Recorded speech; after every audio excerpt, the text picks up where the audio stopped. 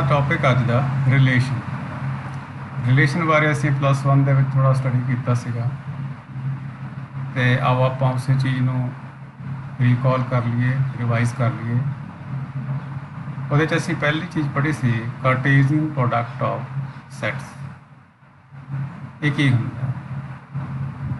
ਆਓ ਆਪਾਂ ਇਹਦੀ ਡੈਫੀਨੇਸ਼ਨ ਦੇਖਦੇ ਹਾਂ। Let A and B be two sets, then the set of all ordered pairs A, B such that A belongs to A, B belongs to B is called Cartesian product of set A and set B and is denoted by A cross B। ਸਾਡੇ ਕੋਲੇ ਦੋ sets ਨੇ A ਤੇ B, ਇਹਨਾਂ ਦੇ ਵਿੱਚ ਕੁਝ element ਹੋਣਗੇ, A ਦੇ ਵਿੱਚ ਕੁਝ ਐਲੀਮੈਂਟ, B ਦੇ ਵਿੱਚ ਕੁਝ ਐਲੀਮੈਂਟ। ਤਾਂ ਅਸੀਂ A ਤੇ B ਦੇ ਐਲੀਮੈਂਟਸ ਦੀ ਹੈਲਪ ਨਾਲ ਇੱਦਾਂ ਦੇ ਆਰਡਰਡ ਪੇਅਰ ਬਣਾਈ ਜਿਹਦੇ 'ਚ ਕਿ ਪਹਿਲਾ ਐਲੀਮੈਂਟ A ਦਾ ਹੋਵੇ, ਦੂਜਾ ਐਲੀਮੈਂਟ B ਦਾ ਹੋਵੇ। ਇਸ ਤਰ੍ਹਾਂ ਦੇ ਜਿੰਨੇ ਵੀ ਆਰਡਰਡ ਪੇਅਰ ਬਣ ਸਕਦੇ ਆ ਉਹਨਾਂ ਦਾ ਇੱਕ ਸੈੱਟ ਬਣਾਈਏ। ਉਸ ਸੈੱਟ ਨੂੰ ਅਸੀਂ ਕਹਿੰਦੇ ਹਾਂ Cartesian product of A cross B। ਠੀਕ ਹੈ ਨਾ? ਇਹਦੇ ਬਾਰੇ ਆ ਹੇਠਾਂ ਬਰੀਫ ਦੇ ਵਿੱਚ ਅਸੀਂ ਸਮਝ ਸਕਦੇ ਹਾਂ। A cross B ਕੀ ਹੈ?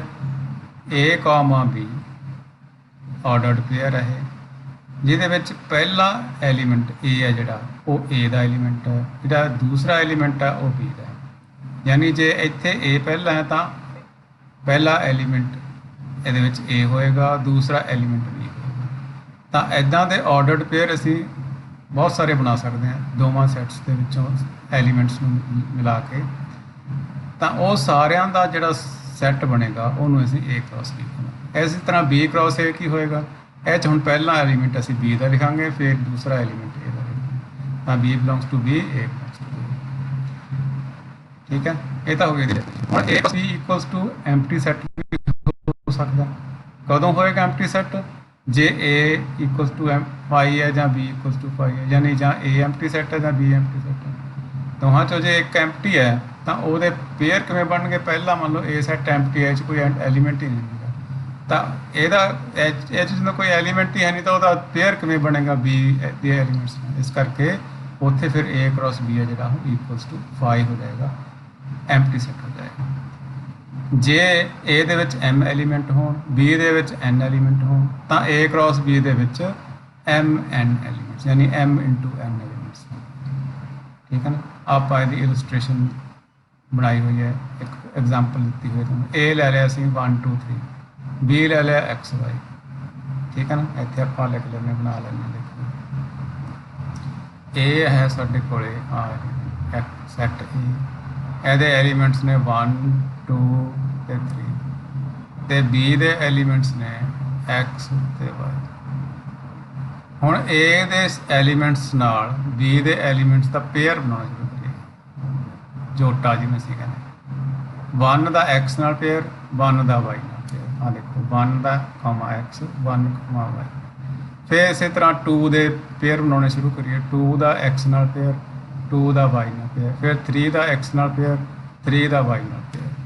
ਤਾਂ ਜਿੰਨੇ ਪੋਸੀਬਲ ਪੇਅਰ ਸੀ ਸਾਰੇ ਬਣਾ ਲਏ ਸੀ। A ਦਾ ਦੋਵਾਂ ਨਾਲ ਬਣਾ ਲਿਆ, 1 ਦਾ 2 ਦੋਵਾਂ ਨਾਲ ਬਣਾ ਲਿਆ, 2 ਦਾ ਦੋਵਾਂ ਨਾਲ ਬਣਾ ਲਿਆ, 3 ਦਾ ਦੋਵਾਂ ਨਾਲ। ਤਾਂ ਕਿੰਨੇ ਬਣੇ? 1 2 3 4 5 6, ਟੋਟਲ 6 ਪੇਅਰ ਬਣੇ। ਇਹ ਸਾਰੇ 6 ਪੇਅਰ ਦੇ ਸੈੱਟ ਨੂੰ ਅਸੀਂ ਕੀ ਕਹਿੰਦੇ ਆ? A cross B। ਇਸੇ ਤਰ੍ਹਾਂ B cross A ਲਿਖਣਾ ਹੋਵੇ ਤਾਂ B ਦੇ ਐਲੀਮੈਂਟਸ ਦਾ A, ਤਾਂ B ਦਾ ਜਿਵੇਂ ਪਹਿਲਾ ਐਲੀਮੈਂਟ X ਹੈ, ਇਹਦਾ ਤਿੰਨਾਂ ਨਾਲ ਅਸੀਂ ਪੇਅਰ ਬਣਾਵਾਂਗੇ, 1 ਨਾਲ ਵੀ, 2 ਨਾਲ ਵੀ ਤੇ 3 ਨਾਲ। ਫਿਰ Y ਦਾ ਅਸੀਂ ਤਿੰਨਾਂ ਨਾਲ, Y ਦਾ 1 ਨਾਲ, Y ਦਾ 2 ਨਾਲ, Y ਦਾ 3 ਨਾਲ ਪੇਅਰ ਬਣਾਵਾਂਗੇ। ਠੀਕ ਹੈ ਕਿ? ਤਾਂ X1 X2 X3 Y1 Y2 Y3 ਇਸ ਤਰੀਕੇ ਦੇ ਐਲੀਮੈਂਟਸ ਇਹਦੇ ਵਿੱਚ। ਉਹੀ ਗੱਲ ਦਾ ਖਿਆਲ ਰੱਖਣਾ ਸੀ ਜਿਹੜੀ ਅਸੀਂ ਦੇਖੋ ਵੀ ਜਦੋਂ ਅਸੀਂ A cross B ਲਿਖਦੇ ਹਾਂ ਤਾਂ A ਦੇ ਐਲੀਮੈਂਟਸ ਪਹਿਲਾਂ ਲਿਖਦੇ ਹਾਂ, B ਦੇ ਮਗਰ ਲਿਖਦੇ ਹਾਂ। ਜਦੋਂ ਅਸੀਂ B cross A ਲਿਖਾਂਗੇ ਤਾਂ B ਦੇ ਐਲੀਮੈਂਟ ਪਹਿਲਾਂ ਆਉਣਗੇ, A ਦੇ ਐਲੀਮੈਂਟ ਮਗਰ ਆਉਣਗੇ। ਠੀਕ ਹੈ ਨਾ? ਇਸ ਤਰ੍ਹਾਂ ਹੀ ਅਸੀਂ ਇਸ ਚੀਜ਼ ਦਾ ਹੀ ਖਿਆਲ ਰੱਖਣਾ। ਇਸੇ ਤਰ੍ਹਾਂ ਅਸੀਂ A cross A ਵੀ ਬਣਾ ਸਕਦੇ ਹਾਂ। A cross A ਕਿਵੇਂ ਬਣਾ ਸਕਦੇ ਹਾਂ? ਆ A ਹੈ, ਇੱਥੇ ਇੱਕ ਵਾਰੀ ਹੋਰ A ਲਿਖ ਲਈਏ ਤਾਂ 1 ਦਾ A ਦੇ ਤਿੰਨੇ ਐਲੀਮੈਂਟਸ ਨਾਲ ਪੇਅਰ ਬਣੇਗਾ। 1 ਦਾ 1 ਨਾਲ, 1 ਦਾ 2 ਨਾਲ, 1 ਦਾ 3 ਨਾਲ। ਤਾਂ 1 ਦਾ 1 ਨਾਲ, 2 ਨਾਲ ਤੇ 3 ਨਾਲ। ਫਿਰ ਇਸੇ ਤਰ੍ਹਾਂ 2 ਦਾ 1 ਦਾ 2 ਦਾ 1 ਨਾਲ, 2 ਦਾ 2 ਨਾਲ, 2 ਦਾ 3 ਨਾਲ, ਇਸੇ ਤਰ੍ਹਾਂ 3 ਦਾ 1 ਨਾਲ, 3 ਦਾ 2 ਨਾਲ, 3 ਦਾ 3 ਨਾਲ ਪੇਅਰ ਬਣੇਗਾ। ਇਸੇ ਤਰ੍ਹਾਂ B cross B ਵੀ ਅਸੀਂ ਫਾਈਂਡ ਕਰ ਸਕਦੇ ਹਾਂ। ਇੱਥੇ B ਆਉਣਾ ਚਾਹੀਦਾ ਸੀ। बी क्रॉस बी की होएगा बी दे एलीमेंट्स का बी दे एलीमेंट्स वाली पेयर में, तो एक्स का एक्स ना एक्स का वाई ना, फिर वाई का एक्स ना वाई का वाई ना, इस तरीके ਹੁਣ ਇਹ ਤੁਸੀਂ ਨੰਬਰ ਆਫ ਐਲੀਮੈਂਟਸ ਵੀ ਚੈੱਕ ਕਰ ਸਕਦੇ ਹੋ। ਆਹ ਵਾਲੀ ਜਿਹੜੀ ਅਸੀਂ ਗੱਲ ਕਹੀ ਸੀ ਵੀ ਜੇ ਏ 'ਚ ਐਮ ਐਲੀਮੈਂਟ ਹੋਣ ਬੀ 'ਚ ਐਨ, ਤਾਂ ਏ ਕ੍ਰਾਸ ਬੀ ਦੇ ਵਿੱਚ ਐਮ ਇੰਟੂ ਐਨ ਐਲੀਮੈਂਟਸ ਨੇ। ਤਾਂ ਹੁਣ ਏ 'ਚ ਸੀਗੇ 3 ਐਲੀਮੈਂਟ, ਬੀ ਦੇ ਵਿੱਚ ਸੀਗੇ 2 ਐਲੀਮੈਂਟ, ਤਾਂ ਏ ਕ੍ਰਾਸ ਬੀ 'ਚ ਕਿੰਨੇ ਹੋ ਜਾਣਗੇ 3 ਗੁਣਾ 2 ਯਾਨੀ 6, ਤੇ ਏ ਕ੍ਰਾਸ ਏ 'ਚ ਕਿੰਨੇ ਹੋ ਜਾਣਗੇ 3 ਗੁਣਾ 3 9, ਬੀ ਕ੍ਰਾਸ ਬੀ 'ਚ ਕਿੰਨੇ ਹੋ ਜਾਣਗੇ 2 ਗੁਣਾ 2 4। ਆ ਤੁਸੀਂ ਦੇਖ ਲਓ ਇੰਨੇ ਇੰਨੇ ਐਲੀਮੈਂਟਸ। ਠੀਕ ਹੈ, ਅੱਗੇ ਆ ਗਿਆ ਰਿਲੇਸ਼ਨ। ਰਿਲੇਸ਼ਨ ਕੀ ਹੁੰਦਾ? Let A and B are two sets, then the relation R of A to B is called subset of A cross B। ਆ ਉੱਤੇ A cross B ਅਸੀਂ ਬਣਾਉਣਾ ਸਿੱਖਿਆ। ਇਹਦੇ ਚੋਂ ਕੁਛ ਐਲੀਮੈਂਟ ਲੈ ਕੇ ਅਸੀਂ ਇੱਕ ਸੈੱਟ ਬਣਾ ਲਈਏ, ਕੁਛ ਲੈ ਕੇ ਬਣਾ ਲਈਏ, ਚਾਹੇ ਸਾਰੇ ਲੈ ਕੇ ਬਣਾ ਲਈਏ, ਤਾਂ ਉਹ ਵਾਲਾ ਜਿਹੜਾ ਸੈੱਟ ਹੋਏਗਾ ਉਹ ਕੀ ਹੋਏਗਾ, ਉਹਨੂੰ ਅਸੀਂ ਰਿਲੇਸ਼ਨ ਕਹਾਂਗੇ। ਰਿਲੇਸ਼ਨ ਕੀ ਹੁੰਦਾ? A cross B the subset. ਜਿਵੇਂ ਅਸੀਂ ਇੱਕ ਰਿਲੇਸ਼ਨ R ਅਸੀਂ ਨਾਂ ਦਿੱਤਾ ਇਹਨੂੰ, R is a subset of A cross B। ਹੁਣ ਕੋਈ ਐਲੀਮੈਂਟ ਜੇ ਮੰਨ ਲਓ R ਦੇ ਵਿੱਚ ਹੈਗਾ, if R is a relation from A to B and AB belongs to R, ਯਾਨੀ ਆ ਇੱਕ ਐਲੀਮੈਂਟ ਹੈ, ਇਹਦੇ ਵਿੱਚ ਮੈਂ ਇਹਦੇ ਵਿੱਚ ਐਲੀਮੈਂਟਸ ਨੇ 1 1 belongs to A cross B। ਇਸੇ ਤਰ੍ਹਾਂ R ਦੇ ਵਿੱਚ ਕੋਈ ਐਲੀਮੈਂਟ ਹੈ AB, ਤਾਂ ਉਹਨੂੰ ਅਸੀਂ ਇਸ ਤਰ੍ਹਾਂ ਵੀ ਲਿਖ ਸਕਦੇ ਹਾਂ ARB, ਜਿਹਨੂੰ ਅਸੀਂ ਕਿਸ ਤਰੀਕੇ ਨਾਲ ਪੜ੍ਹਾਂਗੇ? A is related with B by relation R। A is related with B with relation R by relation R। ठीक है ना। ਇਸੇ ਤਰ੍ਹਾਂ ਜੇ ਕੋਈ element A B R the element ਨਹੀਂ ਹੈਗਾ ਤਾਂ ਅਸੀਂ ਉਹਨੂੰ ਇਸ ਤਰ੍ਹਾਂ ਲਿਖ ਸਕਦੇ ਹਾਂ, A R ਦੇ ਉੱਤੇ ਇਸ ਤਰ੍ਹਾਂ ਕ੍ਰਾਸ ਪਾ ਦਾਂਗੇ, B ਇਹਨੂੰ ਇਸ ਤਰ੍ਹਾਂ ਪੜਾਂਗੇ, A is not related to B by relation R। A the B ਨਾਲ ਰਿਲੇਸ਼ਨ ਨਹੀਂ ਹੈ। ਠੀਕ ਹੈ ਕਿ ਤਾਂ if A has M elements and B has N elements, ਤਾਂ A ਕ੍ਰਾਸ B 'ਚ ਕਿੰਨੇ ਐਲੀਮੈਂਟਸ ਹੁੰਦੇ ਉੱਤੇ? ਹੁਣ ਅਸੀਂ ਪੜ੍ਹਿਆ M N ਐਲੀਮੈਂਟਸ ਹੋਣਗੇ। ਤੇ ਜੇ ਕਿਸੇ ਸੈੱਟ ਦੇ ਵਿੱਚ M N ਐਲੀਮੈਂਟਸ ਨੇ ਤੇ ਉਹਦੇ ਕਿੰਨੇ ਸਬਸੈੱਟ ਬਣ ਸਕਦੇ ਆ? 2 ਦੀ ਪਾਵਰ M N। ਅਸੀਂ ਪਹਿਲਾਂ ਜਾਣਦੇ ਹਾਂ ਵੀ ਜੇ ਕਿਸੇ ਸੈੱਟ A ਦੇ ਵਿੱਚ, ਇਹ ਵੀ ਅਸੀਂ +1 'ਚ ਕੀਤਾ ਸੀ ਵੀ ਜੇ ਸੈੱਟ A ਦੇ ਵਿੱਚ N ਐਲੀਮੈਂਟਸ ਨੇ ਤਾਂ ਇਹਦੇ ਸਬਸੈੱਟਸ ਕਿੰਨੇ ਬਣ ਸਕਦੇ ਆ? ਸਬਸੈੱਟਸ ਆਫ A ਹੁੰਦੇ 2 ਦੀ ਪਾਵਰ N। ਇਸੇ ਤਰ੍ਹਾਂ A ਕ੍ਰਾਸ A ਦੇ ਵਿੱਚ M N ਐਲੀਮੈਂਟਸ ਹੁੰਦੇ ਆ ਤੇ ਇਹਦੇ ਇੰਨੇ ਸਬਸੈੱਟ ਬਣ ਸਕਦੇ, ਤਾਂ ਸਬਸੈੱਟ ਹੀ ਰਿਲੇਸ਼ਨ ਹੈ। ਇਹਦਾ ਮਤਲਬ ਇਹਦੇ 'ਚ number of relation A to B ਵੀ M N 2 ਦੀ ਪਾਵਰ N N ਹੀ ਹੋਣਗੇ। ਠੀਕ ਹੈ, ਆਪਾਂ ਇੱਕ ਹੋਰ ਐਗਜ਼ਾਮਪਲ ਲੈਂਦੇ ਰਿਲੇਸ਼ਨ ਨੂੰ ਚੰਗੀ ਤਰ੍ਹਾਂ ਸਮਝਣ ਵਾਸਤੇ। A ਇਕੁਅਲਸ ਟੂ ਆ ਦਿੱਤਾ ਹੋਇਆ, B ਇਕੁਅਲਸ ਟੂ ਆ ਦਿੱਤਾ ਹੋਇਆ। ਠੀਕ ਹੈ ਨਾ, ਅਸੀਂ ਇੱਥੇ ਬਣਾ ਕੇ ਲੈਂਦੇ ਹਾਂ। ਅਸੀਂ A ਦੇ ਵਿੱਚ ਸਾਡੇ ਕੋਲ ਹੈਗਾ 1 3 5 7, B ਦੇ ਵਿੱਚ ਹੈ ਸਾਡੇ ਕੋਲ 2 4 6 8। ਤੇ ਜੇ ਤਾਂ ਅਸੀਂ A ਕ੍ਰਾਸ B ਫਾਈਂਡ ਕਰਨਾ, A ਹੈ ਤੇ ਆ B ਹੈ, ਜੇ ਤਾਂ ਅਸੀਂ A ਕ੍ਰਾਸ B ਫਾਈਂਡ ਕਰਨਾ ਤਾਂ ਕੀ ਹੋਏਗਾ? A 1 ਦਾ ਸਾਰਿਆਂ ਨਾਲ ਪੇਅਰ ਬਣੇਗਾ, 3 ਦਾ ਵੀ ਸਾਰਿਆਂ ਨਾਲ ਪੇਅਰ ਬਣੇਗਾ, 5 ਦਾ ਵੀ ਸਾਰਿਆਂ ਨਾਲ ਪੇਅਰ ਬਣੇਗਾ, 7 ਦਾ ਵੀ ਸਾਰਿਆਂ। ਪਰ ਜੇ ਇਹਦੇ ਉੱਤੇ ਅਸੀਂ ਇੱਕ ਕੰਡੀਸ਼ਨ ਲਾ ਦਈਏ ਵੀ B ਇੱਦਾਂ ਦਾ ਹੋਣਾ ਚਾਹੀਦਾ, A ਵੀ ਤਾਂ ਬਣਾਓ, ਠੀਕ ਹੈ, ਉਹ ਕਹਿੰਦਾ A ਵੀ ਬਣਾਓ, ਪਰ B ਕੀ ਹੋਣਾ ਚਾਹੀਦਾ ਹੈ? A ਦਾ ਐਲੀਮੈਂਟ, ਇਹ ਵੀ ਠੀਕ ਹੈ, B ਦਾ ਐਲੀਮੈਂਟ ਇਹਦੇ 'ਚੋਂ ਲੈਣਾ, ਯਾਨੀ B ਅਸੀਂ B ਕਿੱਦਾਂ ਦਾ ਹੋਣਾ ਚਾਹੀਦਾ ਹੈ? B A+1 ਦੇ ਇਕੁਅਲ ਹੋਣਾ ਚਾਹੀਦਾ, ਯਾਨੀ B A ਤੋਂ ਇੱਕ ਵੱਡਾ ਹੋਣਾ ਚਾਹੀਦਾ। ਇਹਦਾ ਮਤਲਬ ਆ ਜੇ ਇੱਥੇ 2 ਹੈ, ਇਹ ਕਿਹਦੇ ਤੋਂ ਇੱਕ ਵੱਡਾ ਹੈ? 1 ਤੋਂ ਇੱਕ ਵੱਡਾ ਹੈ। ਠੀਕ ਹੈ ਨਾ, ਯਾਨੀ 1 ਤੋਂ ਇੱਕ ਵੱਡਾ B ਹੈ, 3 ਤੋਂ ਇੱਕ ਵੱਡਾ 1 ਤੋਂ ਇੱਕ ਵੱਡਾ 2 ਹੈ, 3 ਤੋਂ ਇੱਕ ਵੱਡਾ 4 ਹੈ, 5 ਤੋਂ ਇੱਕ ਵੱਡਾ 6 ਹੈ, 7 ਤੋਂ ਇੱਕ ਵੱਡਾ 8 ਹੈ। ਤਾਂ ਆਹ ਵਾਲੇ ਇਹਦੇ 'ਚ ਐਲੀਮੈਂਟਸ ਆ ਜਾਣਗੇ 1 2 3 4 5 6 7 8। ਬਾਕੀ ਦੇ ਇਹਦੇ ਵਿੱਚ ਨਹੀਂ ਆਉਣਗੇ, ਜਿਹੜੇ 1 4 ਆਉਣਾ ਸੀ, 1 6 ਆਉਣਾ ਸੀ, 1 7 ਆਉਣਾ ਸੀ, ਉਹ ਨਹੀਂ ਆਏਗਾ। ਉਹ A ਕ੍ਰਾਸ B ਦੇ ਵਿੱਚ ਸਾਰੇ ਐਲੀਮੈਂਟ ਆਉਣੇ ਸੀਗੇ, ਪਰ R1 ਰਿਲੇਸ਼ਨ ਦੇ ਵਿੱਚ ਕੀ ਆਏਗਾ? ਸਿਰਫ ਆ 4 ਐਲੀਮੈਂਟਸ ਹੀ ਆਉਣਗੇ। ਇਹ ਕੀ ਹੈ? ਇਹ ਸਬਸੈਟ ਹੈ A ਕ੍ਰਾਸ B ਦਾ। ਇਹਦਾ ਮਤਲਬ ਇਹੀ ਮਤਲਬ ਹੈ A cross B the subset. A cross B the subset ਹੈ, ਇਹਦਾ ਮਤਲਬ ਕੀ ਹੈ? ਰਿਲੇਸ਼ਨ ਹੈ। ਇਸੇ ਤਰ੍ਹਾਂ ਇੱਕ ਹੋਰ ਰਿਲੇਸ਼ਨ ਦਿੱਤਾ ਹੋਇਆ ਹੈ ਵੀ 3 ਦਾ ਪੇਅਰ ਬਣਿਆ 6 ਨਾਲ, 3 ਦਾ ਪੇਅਰ ਬਣਿਆ 6 ਨਾਲ, ਤੇ 5 ਦਾ ਪੇਅਰ ਬਣਿਆ 2 ਨਾਲ, 5 ਦਾ ਬਣਿਆ 2 ਨਾਲ। ਠੀਕ ਹੈ ਨਾ, ਇਹ ਵੀ ਇਹਦਾ ਸਬਸੈਟ ਹੈ। क्योंकि ਇਹਦੇ 'ਚ ਫਸਟ ਐਲੀਮੈਂਟ ਦੋਵਾਂ ਦੇ ਵਿੱਚ ਦੇਖੋ A ਦਾ, ਸੈਕੰਡ ਐਲੀਮੈਂਟ ਦੋਵਾਂ ਦੇ ਵਿੱਚ B ਦਾ। ਇਹਦਾ ਮਤਲਬ ਇਹ ਕੀ ਹੈ, ਇਹ ਵੀ ਸਬਸੈਟ ਹੈ A ਕ੍ਰਾਸ B ਦਾ। ਹੁਣ ਤੁਸੀਂ ਇਹਨੂੰ ਚੈੱਕ ਕਰੋ, R3 = 7, 9। ਇੱਥੇ ਤਾਂ 7 ਹੈਗਾ, ਇੱਧਰ 9 ਹੈ ਹੀ ਨਹੀਂਗਾ B ਦੇ ਵਿੱਚ। ਇਹਦਾ ਮਤਲਬ ਆ ਜਿਹੜਾ ਐਲੀਮੈਂਟ ਹੈ ਇਹ A ਕ੍ਰਾਸ B ਦਾ ਐਲੀਮੈਂਟ ਨਹੀਂ ਹੈਗਾ। A ਕ੍ਰਾਸ B ਦਾ ਤਾਂ ਹੀ ਹੋਏਗਾ ਨਾ ਜੇ ਇਹਦੇ 'ਚ ਫਸਟ ਐਲੀਮੈਂਟ A ਦਾ ਹੋਵੇ, ਸੈਕੰਡ ਐਲੀਮੈਂਟ B ਦਾ ਹੋਵੇ। ਫਸਟ ਐਲੀਮੈਂਟ ਤਾਂ A ਦਾ ਹੈਗਾ, ਠੀਕ ਹੈ, ਸੈਕੰਡ ਐਲੀਮੈਂਟ B ਦਾ ਹੈ ਨਹੀਂ। ਇਹਦਾ ਮਤਲਬ ਆ ਜਿਹੜਾ ਐਲੀਮੈਂਟ ਹੈ ਇਹ A ਕ੍ਰਾਸ B ਦਾ ਐਲੀਮੈਂਟ ਨਹੀਂ ਹੈਗਾ, ਤੇ A ਕ੍ਰਾਸ B ਦਾ ਐਲੀਮੈਂਟ ਹੈ ਨਹੀਂ, ਤਾਂ ਇਹਦਾ ਮਤਲਬ R3 ਹੈ ਜਿਹੜਾ ਉਹ ਇਹਦਾ ਸਬਸੈਟ ਵੀ ਨਹੀਂ। ਇਸੇ ਤਰ੍ਹਾਂ ਦੂਜੇ 'ਚ ਵੀ ਹੈ, ਫਸਟ ਐਲੀਮੈਂਟ 2, ਸੈਕੰਡ 6, ਇੱਧਰ 2 ਹੈ ਨਹੀਂਗਾ। ਦੇਖੋ 2 ਹੋਏਗਾ ਤਾਂ ਇਹਦੇ ਨਾਲ ਰਿਲੇਸ਼ਨ ਬਣੇਗਾ। ਇਹਦਾ ਮਤਲਬ ਆ ਐਲੀਮੈਂਟ ਵੀ A ਕ੍ਰਾਸ B ਦਾ ਹੈ। 5, 7 ਇਹ ਵੀ A ਕ੍ਰਾਸ B ਦਾ ਐਲੀਮੈਂਟ ਨਹੀਂ, ਕਿਉਂਕਿ 5 ਤਾਂ ਹੈਗਾ, ਇੱਧਰ 7 ਹੈ ਨਹੀਂ। A ਦਾ A ਨਾਲ ਰਿਲੇਸ਼ਨ ਨਹੀਂ ਨਾ, A ਦਾ B ਨਾਲ ਰਿਲੇਸ਼ਨ, A ਦਾ B ਨਾਲ ਅਸੀਂ ਬਣਾ A to B ਹੈ ਰਿਲੇਸ਼ਨ, ਤਾਂ B ਦੇ ਵਿੱਚ 7 ਹੋਣਾ ਚਾਹੀਦਾ ਸੀ। ਤਾਂ ਆ ਤਿੰਨੇ ਹੀ ਐਲੀਮੈਂਟ ਜਿਹੜੇ ਹੈਗੇ A ਕ੍ਰਾਸ B ਦੇ ਨਹੀਂ ਹੈਗੇ, ਇਸ ਕਰਕੇ it is not a subset of A cross B।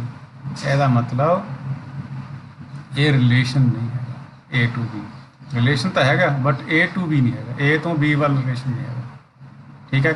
ਤਾਂ R1, R2 are the subsets of A cross B, but R3 is not a subset of A cross B.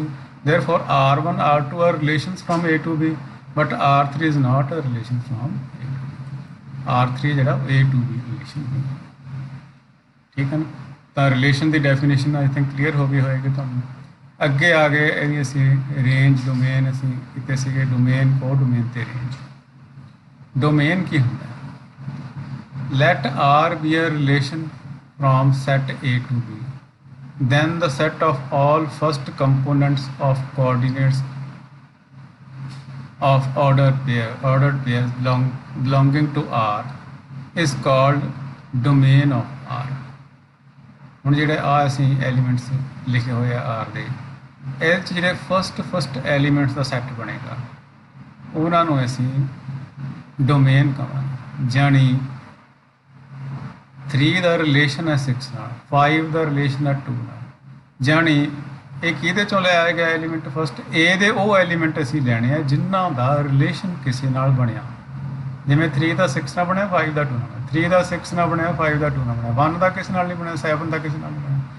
ਤਾਂ 3 ਤੇ 6 ਕੀ ਹੋਣਗੇ? ਦੋਨੇ ਇਹ ਡੋਮੇਨ ਦੇ ਐਲੀਮੈਂਟਸ ਹੋਣਗੇ, ਠੀਕ ਹੈ। 3 ਤੇ 5 3 ਤੇ 6, 3 ਤੇ 5। ਤਾਂ ਇਹਦੀ ਕੀ ਡੈਫੀਨੇਸ਼ਨ ਹੈ? ਡੋਮੇਨ ਆਫ ਆਰ ਕੀ ਹੋਇਆ? A ਕੀ ਹੈ? ਆਹ ਵਾਲਾ A ਹੈ ਜਿਹੜੇ ਬਿਲੋਂਗਸ ਟੂ R ਦੇ ਵਿੱਚ ਜਿਹੜੇ ਐਲੀਮੈਂਟਸ ਨੇ ਉਹਨਾਂ 'ਚੋਂ ਜਿਹੜਾ ਪਹਿਲਾ ਆਹ ਵਾਲਾ ਐਲੀਮੈਂਟ ਹੈ ਉਹ ਉਹਨਾਂ ਦਾ ਜਿਹੜਾ ਸੈੱਟ ਹੈ ਉਹਨੂੰ ਅਸੀਂ ਡੋਮੇਨ ਆਫ R ਕਹਿੰਦੇ ਹਾਂ, ਠੀਕ ਹੈ। ਫੋਰ ਐਗਜ਼ਾਮਪਲ 3 ਤੇ 5 ਉਹਦੇ 'ਚ ਆ ਗਿਆ, 3 ਤੇ 5, ਠੀਕ ਹੈ ਨਾ। ਕੋ domain, let R be a relation from set A to B, then B is called the codomain of relation of R।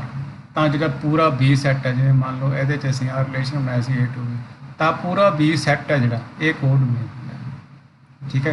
ਜਿਵੇਂ R2 ਰਿਲੇਸ਼ਨ ਲਈ ਹੁਣ ਕਿਹੜਾ ਸੈੱਟ ਹੈ? B, ਜਿਹਦਾ ਰਿਲੇਸ਼ਨ ਸੀਗਾ ਸੀ A to B, ਤਾਂ ਆਹ ਪੂਰਾ ਸੈੱਟ ਜਿਹੜਾ ਹੈਗਾ ਇਹ ਕੀ ਹੈ? ਇਹ ਇਹਦਾ ਕੋਡੋਮੇਨ। ਇਸੇ ਤਰ੍ਹਾਂ range, let R be relation from A to B, then the set of second component of coordinates of the ordered pair belonging to। ਤਾਂ ਸੈਕੰਡ ਕੋਡ ਜਿਹੜਾ ਇਹਦੇ 'ਚ ਹੈਗਾ, ਹੁਣ ਜਿਵੇਂ A B ਲਿਖਦੇ ਨਾ ਤਾਂ ਉਹ 'ਚ ਜਿਹੜਾ ਮਗਰਲਾ ਆਹ ਵਾਲਾ, ਤਾਂ ਜਿਵੇਂ ਆਹ ਵਾਲੇ ਰਿਲੇਸ਼ਨ ਲੈ ਲਈਏ ਜਾਂ ਆਹ ਵਾਲਾ ਲੈ ਲਈਏ, ਤਾਂ ਇਹਦੇ 'ਚ ਸੈਕੰਡ ਐਲੀਮੈਂਟ ਲੈ ਲਈਏ 2, 4, 6 ਤੇ 8, ਤੇ ਇਹਦੇ 'ਚ ਜੇ ਆਪਾਂ ਸੈਕੰਡ ਲਾਈਏ 6 ਤੇ 2, ਠੀਕ ਹੈ ਨਾ। ਤਾਂ ਇਹਦਾ ਤਾਂ ਡੋਮੇਨ ਹੋ ਗਿਆ 2, 6 ਰੇਂਜ। ਇਹਦਾ ਡੋਮੇਨ ਕੀ ਹੋ ਗਿਆ? ਰੇਂਜ। ਹਾਂ, ਇਹਦੀ ਰੇਂਜ ਕੀ ਹੋ ਗਈ? 2, 4, 6, 8। ਇਹਦੀ ਰੇਂਜ ਕੀ ਹੋ ਗਈ? 2 ਤੇ 6 ਇਕੱਲੇ, ਠੀਕ ਹੈ ਜੀ। ਤਾਂ ਇਸ ਤਰੀਕੇ ਨਾਲ ਸਿਰਫ ਸੈਕੰਡ ਜਿਨ੍ਹਾਂ ਦੇ ਨਾਲ ਰਿਲੇਸ਼ਨ ਬਣਿਆ, ਜਿਵੇਂ ਹੁਣ ਆਹ ਜਿਹੜਾ ਦੂਸਰਾ R2 ਹੈ ਸਾਡਾ, R2 ਦੇ ਵਿੱਚ ਕੀ ਹੈ? ਦੇਖੋ ਇਸ ਤਰੀਕੇ ਨਾਲ R2 ਰਿਲੇਸ਼ਨ ਹੈ, R2 ਰਿਲੇਸ਼ਨ ਹੈ A ਤੇ B, ਆਹ ਸੈੱਟ ਨੇ ਸਾਡੇ। ਇਹਦੇ 'ਚ ਹੈਗਾ 1, 3, 5, 7, ਇਹਦੇ 'ਚ ਹੈਗਾ 2, 4, 6, 8। ਤਾਂ 3 ਦਾ ਤਾਂ ਹੈਗਾ 6 ਨਾਲ ਰਿਲੇਸ਼ਨ, 5 ਦਾ ਹੈਗਾ 2 ਨਾਲ ਰਿਲੇਸ਼ਨ, ਹੈ ਨਾ। ਤਾਂ ਆ ਤਾਂ ਹੋ ਗਈ ਡੋਮੇਨ, ਆ 2 ਤੇ 6 ਹੋ ਗਈ ਰੇਂਜ ਜਿੰਨਾ ਨਾਲ ਰਿਲੇਸ਼ਨ ਬਣਿਆ, ਤੇ ਆ ਸਾਰਾ ਸੈੱਟ ਹੋ ਗਿਆ ਕੋਡ। ਤਿੰਨ ਚੀਜ਼ਾਂ ਇਹਦੇ ਵਿੱਚ ਅਸੀਂ ਸਮਝਣੀਆਂ ਨੇ। ਜਿੰਨਾ ਦਾ ਰਿਲੇਸ਼ਨ ਬਣਿਆ ਉਹ ਡੋਮੇਨ, ਜਿੰਨਾ ਨਾਲ ਰਿਲੇਸ਼ਨ ਬਣਿਆ ਉਹ ਰੇਂਜ, ਤੇ ਆ ਜਿਹੜਾ set from A to relation ਕਿਹੜੇ ਸੈੱਟ ਤੋਂ ਕਿਹੜੇ ਸੈੱਟ ਵੱਲ ਹੈ, ਜਿਹੜੇ ਸੈੱਟ ਵੱਲ ਹੈ ਉਹ ਸਾਰਾ ਸੈੱਟ ਕੋਡ ਡੋਮੇਨ। ਠੀਕ ਹੈ ਜੀ। ਅੱਗੇ ਇਹਦੀ ਹੋਰ ਅਸੀਂ ਉਦਾਹਰਨ ਲਈ ਹੋਈ ਹੈ। ਆ ਸਾਡੇ ਕੋਲ A ਤੇ B ਦੋ ਐਲੀਮੈਂਟਸ ਨੇ। ਆ ਇੱਕ ਰਿਲੇਸ਼ਨ ਹੈ A ਟੂ B, 1 ਦਾ 8 ਨਾਲ ਰਿਲੇਸ਼ਨ ਹੈ, 3 ਦਾ 6 ਨਾਲ ਰਿਲੇਸ਼ਨ ਹੈ, 5 ਦਾ 2 ਨਾਲ ਰਿਲੇਸ਼ਨ ਹੈ, ਫਿਰ 1 ਦਾ 4 ਨਾਲ ਰਿਲੇਸ਼ਨ ਹੈ। ਤਾਂ ਇਹਦਾ ਡੋਮੇਨ ਕੀ ਬਣਿਆ 1 3 5, 1 ਦੁਬਾਰਾ ਆ ਗਿਆ, ਤਾਂ ਇਹਦਾ ਡੋਮੇਨ ਤਾਂ ਬਣਿਆ 1 3 5। ਕੋ ਡੋਮੇਨ ਆ ਸਾਰਾ B ਸੈੱਟ। ਤੇ ਰੇਂਜ ਕੀ ਹੋਏਗੀ 8 6 2 ਤੇ 4, ਯਾਨੀ 2 4 6 8, 2 4 6 8। ਠੀਕ। Relation on a set. ਅੱਗੇ let A be a set and R be relation from A to itself। ਕਿਸੇ ਸੈੱਟ ਦਾ ਆਪਦੇ ਆਪ ਨਾਲ ਹੀ relation that is a subset of A cross A is called relation on set A। Relation on ਇੱਕੋ ਹੀ set ਦੇ ਉੱਤੇ relation ਹੈ। ਉੱਤੇ ਕੀ ਕਰਿਆ ਸੀ A to B, ਇੱਕ ਸੈੱਟ ਤੋਂ ਦੂਸਰੇ ਸੈੱਟ ਨਾਲ ਰਿਲੇਸ਼ਨ। ਹੁਣ ਇੱਕ ਸੈੱਟ ਦਾ ਆਪਦੇ ਆਪ ਨਾਲ ਰਿਲੇਸ਼ਨ ਸਰ ਕਿਵੇਂ ਹੋਏਗਾ, ਕਿਸੇ ਸੈੱਟ ਦਾ ਕਿ ਕੋਈ ਰਿਲੇਸ਼ਨ ਅਸੀਂ ਡਿਫਾਈਨ ਕਰੀਏ, ਜਿਵੇਂ ਉੱਤੇ ਲਿਖਿਆ ਸੀ A cross A B cross B ਸੀਗਾ, ਹੈ ਨਾ। ਤਾਂ ਉਹ A cross A ਜਾਂ B cross B ਦਾ ਜੇ ਕੋਈ ਸਬਸੈੱਟ ਬਣਦਾ ਤਾਂ ਉਹ ਰਿਲੇਸ਼ਨ ਔਨ ਅ ਸੈੱਟ ਹੁੰਦਾ ਹੈ। ਜਿਵੇਂ A ਦਾ ਆਪਦੇ ਆਪ ਨਾਲ ਰਿਲੇਸ਼ਨ ਬਣਾਵਾਂਗੇ ਤਾਂ A cross A the subset ਬਣੇਗਾ। ਜਿਵੇਂ ਆ ਸਾਨੂੰ ਮੰਨ ਲਓ ਇੱਕ A ਸੈੱਟ ਦਿੱਤਾ 1 2 3, ਤੇ R ਇੱਕ ਰਿਲੇਸ਼ਨ ਦਿੱਤਾ 2 ਦਾ 3 ਨਾਲ ਰਿਲੇਸ਼ਨ ਹੈ, 1 ਦਾ 3 ਨਾਲ ਰਿਲੇਸ਼ਨ ਹੈ, 1 ਦਾ 2 ਨਾਲ ਰਿਲੇਸ਼ਨ ਹੈ। ਇਹ ਕੀ ਹੈ, ਇਹ ਸਬਸੈੱਟ ਆ A cross A ਦਾ। ਕਿਵੇਂ ਹੈ ਸਬਸੈੱਟ ਹੈ, ਜਦੋਂ ਅਸੀਂ A cross A ਲਿਖਾਂਗੇ ਉਹ 'ਚ ਤਾਂ 9 ਐਲੀਮੈਂਟਸ ਹੋਣਗੇ। ਕਿਹੜੇ ਕਿਹੜੇ 1 ਦਾ ਸਾਰਿਆਂ ਨਾਲ ਪਹਿਲਾਂ ਤਾਂ ਪੇਅਰ ਬਣੇਗਾ, 1 ਦਾ 1 ਨਾਲ, 1 ਦਾ 2 ਨਾਲ, 1 ਦਾ 3 ਨਾਲ, ਫਿਰ 2 ਦਾ ਸਾਰਿਆਂ ਨਾਲ ਪੇਅਰ ਬਣੇਗਾ, 2 ਦਾ 1 ਨਾਲ, 2 ਦਾ 2 ਨਾਲ, 2 ਦਾ 3 ਨਾਲ, ਫਿਰ 3 ਦਾ 1 ਨਾਲ, 3 ਦਾ 2 ਨਾਲ, 3 ਦਾ 3 ਨਾਲ ਰਿਲੇਸ਼ਨ ਪੇਅਰ ਬਣੇਗਾ। ਉਹਨਾਂ 'ਚੋਂ ਅਸੀਂ ਆ 3 ਕੱਢੇ ਸਿਰਫ, 2 ਦਾ 3 ਨਾਲ, 1 ਦਾ 3 ਨਾਲ, ਤੇ 1 ਦਾ 2 ਨਾਲ। ਇਹ ਕੀ ਹੈ, ਸਬਸੈੱਟ ਹੈ ਇਹਦਾ A cross A, hence it is a relation on A। ਠੀਕ ਹੈ ਨਾ। ਅੱਗੇ ਆ ਗਿਆ ਇਨਵਰਸ ਆਫ ਰਿਲੇਸ਼ਨ। ਇਨਵਰਸ ਹੁੰਦਾ ਉਲਟਾ, ਰਿਲੇਸ਼ਨ ਦਾ ਉਲਟਾ। let A be R two sets and R is a relation from A to B। R ਕੋਈ ਰਿਲੇਸ਼ਨ ਹੈ A to B, ਤਾਂ ਰਿਲੇਸ਼ਨ ਨੂੰ ਅਸੀਂ ਕਿਵੇਂ ਡਿਨੋਟ ਕਰਦੇ ਹੁੰਦੇ ਹਾਂ, R ਇਕੁਅਲਸ ਟੂ ਇਸ ਤਰ੍ਹਾਂ ਲਿਖਿਆ ਜਾਏਗਾ, R ਇਕੁਅਲਸ ਟੂ ਇਹਦੇ ਵਿੱਚ A B ਹੋਣਗੇ, ਜਿਹਦੇ ਵਿੱਚੋਂ A ਕੀ ਹੋਏਗਾ ਬਿਲੋਂਗਸ ਟੂ A ਹੋਏਗਾ and B belongs to B ਹੋਏਗਾ। ਇੱਥੇ ਨਾਲ ਕੋਈ ਹੋਰ ਕੰਡੀਸ਼ਨ ਵੀ ਦਿੱਤੀ ਹੋਏਗੀ ਜਿਹਦੇ ਨਾਲ ਅਸੀਂ ਡਿਫਾਈਨ ਕਰਾਂਗੇ, ਜਿਵੇਂ ਅਸੀਂ ਉੱਪਰ ਲਿਖਿਆ ਸੀਗਾ ਵੀ A should be equal to B should be equal to A plus 1, ਇੱਦਾਂ ਕਹਿ ਸਕਣ ਕੰਡੀਸ਼ਨ ਇੱਦਾਂ ਦੇ ਉੱਤੇ ਲਿਖੀ ਸੀ। ਤਾਂ ਇੱਥੇ ਹੋਰ ਕੰਡੀਸ਼ਨ ਕੋਈ ਲਿਖੀ ਹੋਵੇਗੀ ਜਿਹਦੇ ਨਾਲ ਅਸੀਂ ਇਸ ਰਿਲੇਸ਼ਨ ਨੂੰ ਡਿਫਾਈਨ ਕਰਾਂਗੇ। ਤਾਂ ਇਹਦੇ 'ਚ ਕਿੱਦਾਂ ਦੇ ਐਲੀਮੈਂਟ ਹੋਣਗੇ, A B ਟਾਈਪ ਦੇ, ਯਾਨੀ ਪਹਿਲਾ ਐਲੀਮੈਂਟ A ਦਾ ਹੋਏਗਾ, ਦੂਜਾ B ਦਾ। ਠੀਕ ਹੈ ਨਾ। ਤਾਂ ਇਹਦਾ ਉਲਟਾ ਜਿਹੜਾ ਦੈਨ ਦਾ ਇਨਵਰਸ ਆਫ R, ਜਿਹਨੂੰ ਅਸੀਂ R ਇਨਵਰਸ ਇੱਦਾਂ ਡਿਨੋਟ ਕਰਾਂਗੇ, is a relation from B to A। ਇਹ A to B ਰਿਲੇਸ਼ਨ ਹੈ, R ਕੀ ਹੈ A to B ਰਿਲੇਸ਼ਨ ਹੈ। R ਇਨਵਰਸ ਕੀ ਹੋਏਗਾ, ਉਹਦਾ ਉਲਟਾ ਹੋਏਗਾ, B ਤੋਂ A ਵਾਲਾ ਰਿਲੇਸ਼ਨ ਹੋਏਗਾ। ਅਤੇ ਉਹ ਕਿਵੇਂ ਹੋਏਗਾ, R ਇਨਵਰਸ ਵਿੱਚ B A ਟਾਈਪ ਦੇ ਐਲੀਮੈਂਟ ਹੋਣਗੇ, ਪਹਿਲਾਂ B ਦਾ ਐਲੀਮੈਂਟ ਆਏਗਾ ਫਿਰ A ਦਾ ਆਏਗਾ। ਇਹ ਉਹ ਐਲੀਮੈਂਟ ਹੋਣਗੇ ਜਿਹੜੇ ਕਿ ਇਹਦੇ ਤੋਂ ਨਿਕਲਣਗੇ, ਯਾਨੀ ਜੇ A B belongs to R ਹੈ ਤਾਂ R ਇਨਵਰਸ ਦੇ ਵਿੱਚ B A ਹੋਏਗਾ। ਜਿਵੇਂ ਆਹ ਤੁਹਾਡੇ ਇੱਕ ਸਾਹਮਣੇ ਇੱਕ ਰਿਲੇਸ਼ਨ ਦਿੱਤਾ ਹੈ, ਇਹਦੇ ਅੱਗੇ ਐਗਜ਼ਾਮਪਲ ਲਵਾਂਗੇ ਉੱਥੇ ਸਮਝੋ ਚੰਗੀ ਤਰ੍ਹਾਂ। ਜਿਵੇਂ ਆਹ ਇਲਸਟ੍ਰੇਸ਼ਨ ਦਿੱਤੀ ਹੋਈ, A ਤੇ B ਸਾਡੇ ਕੋਲੇ ਦੋ ਐਲੀਮੈਂਟਸ ਨੇ, ਆਹ ਰਿਲੇਸ਼ਨ ਦਿੱਤਾ ਹੋਇਆ 1 ਦਾ 8 ਨਾਲ, 3 ਦਾ 6 ਨਾਲ, 5 ਦਾ 2 ਨਾਲ, 1 ਦਾ 4 ਨਾਲ। ਇਹ ਰਿਲੇਸ਼ਨ ਹੈ from A to B। R inverse ਕੀ ਹੋਏਗਾ, ਦਾ ਉਲਟਾ B to A ਰਿਲੇਸ਼ਨ, ਯਾਨੀ 8 ਦਾ 1 ਨਾਲ ਉਲਟਾ ਇਹਦਾ ਵੀ ਉਲਟਾ 3 ਦਾ 6, 6 ਦਾ 3 ਨਾਲ, 2 ਦਾ 5, 4 ਦਾ 1 ਨਾਲ ਰਿਲੇਸ਼ਨ। ਠੀਕ ਹੈ, ਇਹਦਾ ਉਲਟਾ।